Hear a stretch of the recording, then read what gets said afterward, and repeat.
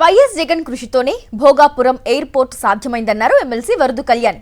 కానీ ఇప్పుడు చంద్రబాబు తన ఖాతాలో వేసుకున్నారని మండిపడ్డారు. బాబు క్రెడిట్ చోరీ పరాకాష్ఠకు చేరిందన్నారు. వైఎస్ జగన్ ఎయిర్పోర్టు నిర్మాణం శరవేగంగా సాగిందని వెల్లడించారు.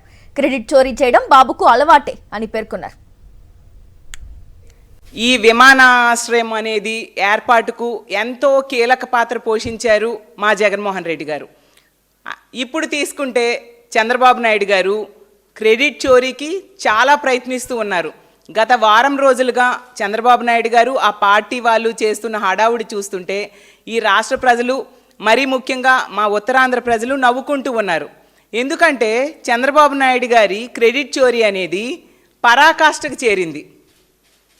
పని ఒకరిది అయితే ప్రచారం ఇంకొకరిది. పనేమో చేసింది మా వైఎస్ఆర్సీపీ ప్రభుత్వం అయితే ప్రచారం చంద్రబాబు నాయుడు గారిది. కష్టం ఒకరిది అయితే దాని కీర్తి కొట్టేయాలని ప్రయత్నించడం ఒకరిది.